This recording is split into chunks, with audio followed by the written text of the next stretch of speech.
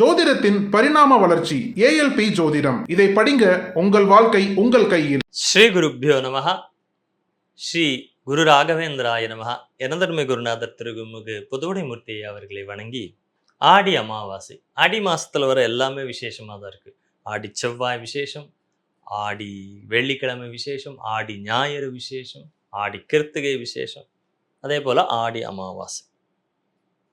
இந்த ஆடி அமாவாசை அன்னைக்கு என்ன பண்ணலாம், பண்ணக்கூடாது, ஏன் ஆடி அமாவாசை? காலபுருஷ விதி தத்துவப்படி சூரியன் 4ஆம் இடமான தாயை குறிக்கக்கூடிய இடத்துல இருக்காரு. கடகராசி தாய் அப்படிங்கிற இடத்த குறிக்கக்கூடிய இடம். நம்மளுடைய தந்தை வழி கர்மா அப்படிங்கிறது எங்க இருக்குன்னு கேட்டீங்கன்னா, நம்மளுடைய 6ஆம் இடம். நம்ம ஜாதகத்துல 6ஆம் இடம். காலபுருஷ விதிப்படி அது கன்னி ராசியை குறிக்கும். இந்த கன்னி ராசிக்கு 11ஆம் வீடான 4ஆம் இடத்தில் சூரியன், பித்ருகாரகனான சூரியன் சஞ்சரிக்கக்கூடிய காலம். தட்சிணாயனம் அப்படிங்கிற இந்த ஒரு தெற்கு வழியை நோக்கி சூரியன் பயணம் செல்லுது. நம்மளுடைய முன்னோர்களை நம்ம எப்படி அழைக்கிறோம்? தென்புலத்தார் அப்படின்னு அழைக்கிறோம். தென்புலத்தார்னா தெற்கை நோக்கி இருப்பவர்கள், தெற்கில் இருப்பவர்கள் தான் நம்மளுடைய முன்னோர்கள். அப்ப சூரியனுடைய அந்த தட்சிண பயணம், அதாவது தெற்கு நோக்கிய பயணம் ஆரம்பமாகக்கூடிய காலம், ஆரம்பமான காலத்தில் வரக்கூடிய அமாவாசையில முதல் அமாவாசை ஆடி அமாவாசை. ஸோ இதில் நம்மளுடைய கர்மங்கள் தீர்ந்தாதான் நமக்கு எல்லா லாபங்களுமே. அப்போ நம்ம கர்மங்கள், பித்ரு கர்மம்ங்கிறது எங்கே இருக்குது? நம்மளுடைய ஜாதகப்படி நம்ம ஜாதகத்தில் இருக்கக்கூடிய 6ஆம் இடம் தான் நம்மளுடைய தந்தை வழி கர்மாவை குறிக்கக்கூடிய இடம். அந்த கர்மா சரி செய்யப்பட்டுடுச்சுன்னா அது அச்சலக்ன பதத்தில் ரொம்ப நல்ல குருநாதர் சொல்லியிருப்பார். 6ஆம் இடத்தை சூக்ஷமமா நம்மளுடைய கர்மாக்களை உள்வாங்கி வைத்திருக்கக்கூடிய இடம். இந்த 6ஆம் இடம் சரியானாதான் உங்களுடைய முயற்சி ஆகட்டும், உங்களுக்கு கிடைக்க வேண்டிய பாக்கியம் ஆகட்டும், உங்களுக்கு நான் ஒரு முதலீடு என்ன பண்றேன் சார், சம்பாதிக்கிறேன், ஒத்த பைசா சேர்த்த முடியலன்னு சொல்லுவோம் இல்லையா? அப்ப இந்த சேமிப்பு அப்படிங்கிற விஷயம் ஆகட்டும், சுகமான நித்திரை, தூங்கணுங்க, இந்த தூக்கமாகட்டும், இதையெல்லாம் உங்களுக்கு கொடுக்கணும்.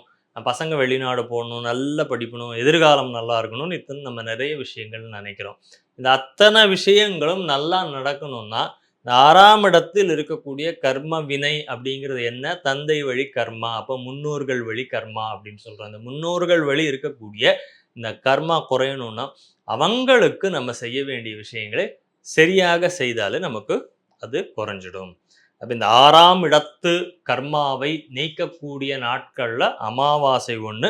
அதுக்கப்புறம் வர்றது புரட்டாசி மாதம் வரக்கூடிய மகாலயம் அப்படிங்கிறதும் இதையே குறிக்கும். இந்த ஆடி அமாவாசை அன்று கண்டிப்பாக காலையில் எந்திரித்து குளித்து இந்த முன்னோர்களுடைய வழிபாடு அப்படிங்கிறத கண்டிப்பாக சிறப்பாக செய்ய வேண்டிய ஒரு நாள். அமாவாசை நாளில் விரதம் மேற்கொண்டு முன்னோர்களை வணங்கி அவர்களுக்கு செய்ய வேண்டிய நீத்தார் கடன் அப்படின்னு சொல்கிறோம். திதி அப்படிங்கிறது நீர் தத்துவம்னு சொல்லியிருக்கோம்.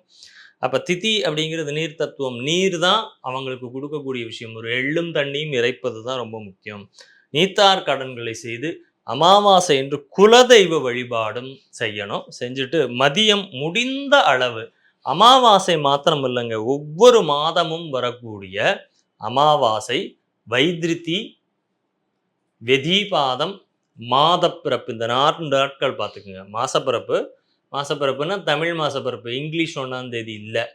தமிழ் படி இருக்கக்கூடிய அந்த மாதம் பிறக்கக்கூடிய அந்த நாள் வைத்திருத்தின்னு ஒரு யோகம் வரும். அந்த வைத்திருத்தி யோகம் வரக்கூடிய நாள், விதிபாதம் அப்படிங்கிற யோகம் வரக்கூடிய நாள், மற்றும் அமாவாசை. இந்த 4 நாட்களுமே நம்ம கையால் ஏதாவது ஒரு எலுமிச்சம்பழ சாதமோ ஒரு தயிர் சாதமோ ஏதோ ஒன்று பண்ணி அதை ஒரு பேக்கெட்டில் போட்டு ஒரு தண்ணி பாட்டிலோடு சேர்த்து இல்லாதவங்களுக்கு கொண்டு போய் கொடுத்துட்டு வாங்களேன், உங்கள் வாழ்க்கை கண்டிப்பாக மாறிடும்.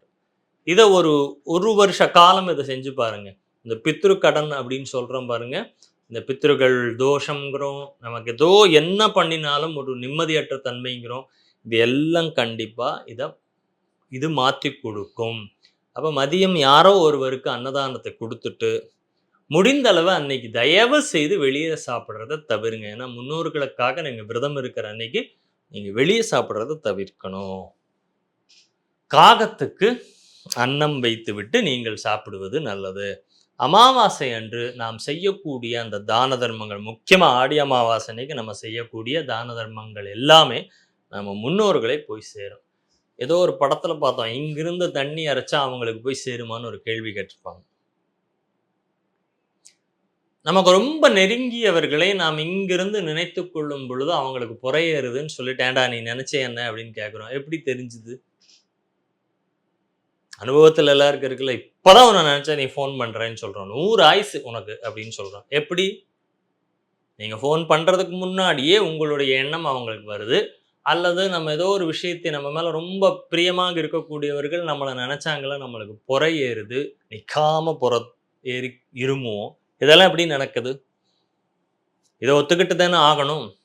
அப்ப நம்மளுடைய அந்த எண்ண அலைகள் தான். அப்ப நம்ம முன்னோர்கள் வாழ்ந்து இறந்தவர்கள்ங்கிறது உண்மை. நமக்கு தெரியும். என்னோட தாத்தா, அப்பா, அம்மா எல்லாரையும் நமக்கு தெரியும். அப்ப அந்த ஆன்மாவ தான தொடர்பு கொள்றோம். இந்த ஆன்மாவை தொடர்பு கொள்ளக்கூடிய ஒரு காலமாக தான் இந்த அமாவாசை எடுத்துக்கிறோம். அப்ப இங்க நீங்க அவர்களை நினைத்து அமாவாசை சோறு குடுக்க சொன்னாங்கன்னு சோறு குடுக்கக்கூடாது. அவங்கள மானசீகமாக நினைத்து அம்மா தாயை போல ஒரு தெய்வம் சொல்லவே முடியாது. அதனால தான் அன்னையும் பிதாவும் முன்னறி தெய்வம் அப்படின்னா. அப்படி ஒரு தெய்வங்கள் அவங்க. அவங்கள மானசீகமாக மனதார தொழுது நீங்கள் எனக்கு செய்த அத்தனை உதவிகளுக்கும் அம்மா சோறு போட்டு சீராட்டி பாராட்டி வளர்த்ததுனால தான் இந்த உடம்பு. அப்பா வழிகாட்டி கொண்டு போய் விட்டதுனால தான் இந்த அறிவு இல்லையா? ஸோ அந்த அம்மாவையும் அப்பாவையும் மானசீகமாக தொழுது நீங்க எனக்கு செய்த எல்லா விஷயங்களுக்கும் நன்றி அப்படின்னு சொல்லி அவர்களுக்கு நன்றியும் தெரிவித்து ஒரு மன்னிப்பும் கேட்டு அவர்களுடைய நினைவாக நீங்க செய்யக்கூடிய ஒரு சின்ன விஷயம் கூட அவங்களுக்கு அன்னைக்கு போய் சேரும். அது உங்களுக்கு மாத்திரம் இல்லைங்க. உங்களுடைய சந்ததிகளையும் காக்கக்கூடியதாக இந்த முன்னோர்களுடைய அருளால வளம் பெற வாழ முடியும் அப்படின்னு சொல்லியிருக்கு. வருடத்தில் இந்த வழிபாட்டை எல்லா அமாவாசையிலும் செய்யணும். நம்ம என்னைக்கு வேணா செய்யாம விட்டுருக்கலாம். இந்த ஆடி அமாவாசை, புரட்டாசி அமாவாசை, தை அமாவாசையாவது செய்யணும். எந்த வழிபாட்டை வேணா நம்ம விட்டுறலாம். குலதெய்வ வழிபாட்டையும் இந்த முன்னோர்களுடைய வழிபாட்டையும் எக்காலத்திலையும் விடக்கூடாத வழிபாடுகள் இது. ஒருபோதும் தவிர்க்கக்கூடாது அப்படிங்கிறது ரொம்ப முக்கியம். மாத்திருக்காரனாகிய அதாவது தாயை குறிக்கக்கூடிய சந்திரனும் பித்ருக்காரகன்னு சொல்லக்கூடிய சூரியனும் இணைந்து இருக்கக்கூடிய நாள் தான் அமாவாசை. இந்த அமாவாசை அன்னைக்கு கண்டிப்பாக முன்னோர்களை வழிபடணும்.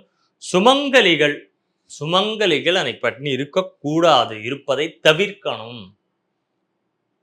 இந்த நாளில் வாசல்ல கோலம் போடுறது, மாமிச உணவுகளை உண்பது, வெங்காயம் பூண்டு போன்றவைகளை சேர்க்காம இருக்கிறது ரொம்ப நல்லது. இந்த நீத்தார் கடன் செய்தவர்கள் மதியம் ஒருபோது மாத்திரம் சாப்பிட்டு இரவு உணவை தவிர்த்து ஒரு விரதமா நம்ம எப்படி இருப்போமோ அப்படி விரதமாக இருந்து இந்த முன்னோர்களுடைய இந்த கர்மங்களை செய்யும் பொழுது வீட்டில் கணவனுக்கு மாத்திரம் இந்த ஒருபோது சாப்பாடு, மனைவி கண்டிப்பாக இருவேளையும் உணவு எடுத்துக்கணும். குழந்தைகளுக்கு இந்த சட்டதிட்டங்கள் செயல்படாது. மனைவியாக இருப்பவர்கள் இருபோதும் எடுத்துக்கொள்ள வேண்டும். அந்த முன்னோர்களுடைய அந்த கர்மாவை செய்யக்கூடிய அந்த யார் இருக்காரோ ஆண், அவருக்கு ஒருவேளை தான் சாப்பாடு. அவர் இரவு உணவு தவிர்த்தல் நலம். மாமிசம் சார்ந்த விஷயங்கள், வெளியில் சாப்பிடுவது, இது போன்ற விஷயங்களை அந்த நாளில் தவிர்த்து நல்ல ஒரு பயபக்தியுடன் நம்மளுடைய முன்னோர்களுக்கு நம்ம செய்ய வேண்டிய கடமைகளை செய்தாவே நம்மளுடைய 6ஆம் பாவம் சூக்ஷமமாக இயங்கி உங்களுடைய முயற்சிகள், உங்களுக்கு வர வேண்டிய பாக்கியம், உங்களுக்கு நீங்கள் சேர்த்து வைக்கணும்னு நினைக்கக்கூடிய பண சேர்க்கை, இது எல்லாம் ஏற்படும். இதெல்லாம் இந்த ஆடி அமாவாசை அப்படிங்கிற இந்த அன்னைக்கு கண்டிப்பாக நீங்கள் எல்லாம் பண்ணி முன்னோர்கள் ஆசைகளுடன் வாழ்வாங்கு வளம் பெற்று வாழ்க.